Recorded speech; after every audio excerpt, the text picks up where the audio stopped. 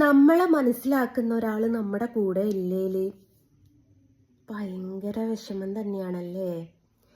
അപ്പേ ഗൈസ്, ഞാനിപ്പോൾ ഒരു ലൈവ് കണ്ടു. അപ്പോൾ ആരാച്ചാൽ നമ്മുടെ ആറാട്ടണ്ണൻ്റെ കാമുകി ഉണ്ടല്ലോ, ചേച്ചി കരയുന്നു ഗൈസ്.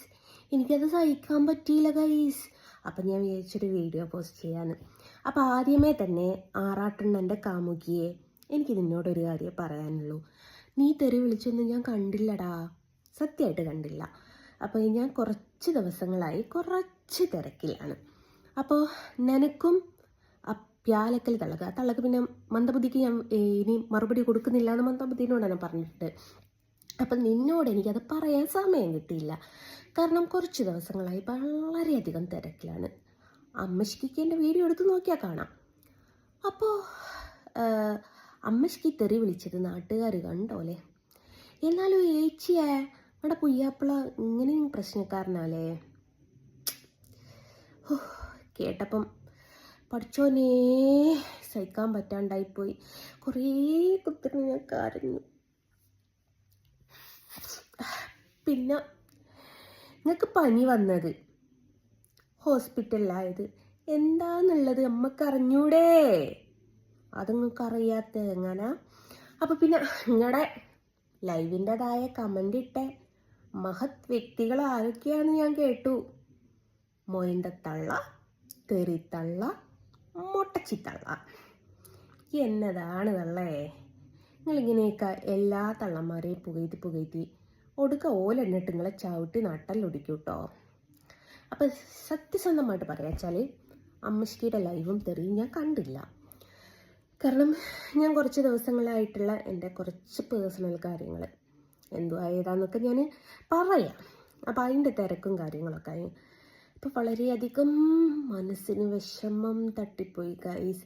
3.5 കൊല്ലമായി മനസ്സിൽ ഒരുപാട് ആശകളുമായിട്ട് കാത്തിരിക്കുന്ന ഒരു വേഴാമ്പലാണ് എൻ്റെ പൊന്നെന്നുള്ളത് ഞാൻ അറിഞ്ഞില്ല എൻ്റെ കണ്ണേ.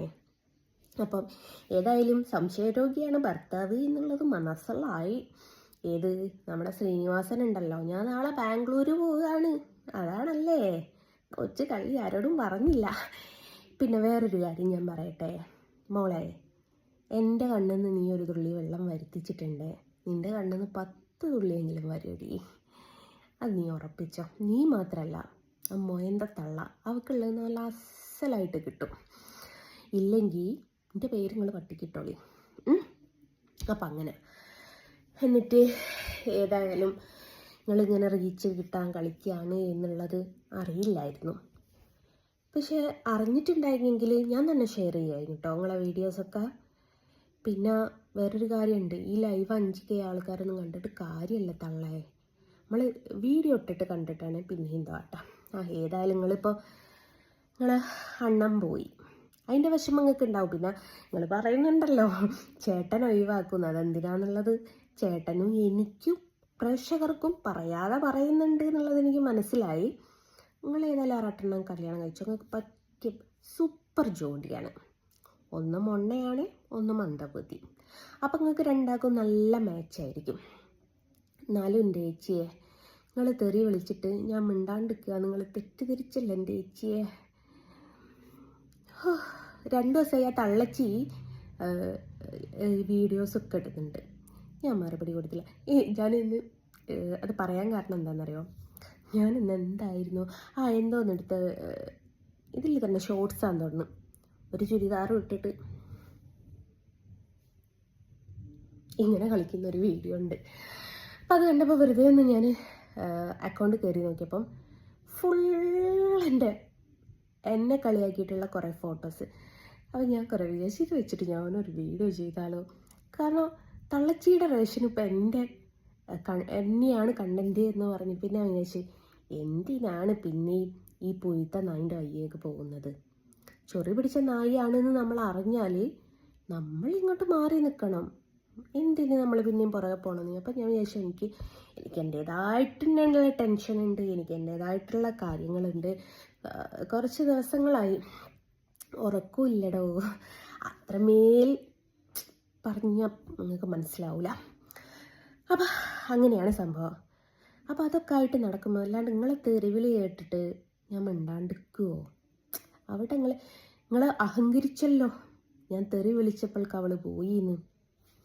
ഡോണ്ട്. പിന്നെ ലാസ്റ്റ് ഞാനൊരു കാര്യം പറയാം. ഇത് പറയാൻ വേണ്ടിയിട്ടാണ് മെയിനായിട്ട് ഞാൻ ഈ വീഡിയോ ചെയ്യുന്നത്. ഞാൻ ഇനി നിങ്ങൾക്കെതിരെയും വീഡിയോ ചെയ്യുന്നില്ല, സത്യം. ഇനി തെറിത്തള്ളയുടെ പേരിലും ഞാൻ വീഡിയോ ചെയ്യുന്നില്ല, ഞാൻ ആരുടെ പേരിലും ചെയ്യുന്നില്ല. കാരണം നമുക്കൊരു നിലവാരമുണ്ട്. ആ നിലവാരത്തെ കാത്തു സൂക്ഷിക്കാതെ നിലവാരം കുറഞ്ഞ ആൾക്കാരുടെ അടുത്ത് ഫൈറ്റ് ചെയ്യാൻ പോയാൽ ശരിയല്ല എന്ന് എനിക്ക് വേണ്ട ആൾക്കാർ എന്നെ ഉപദേശിച്ചിട്ടുണ്ട്.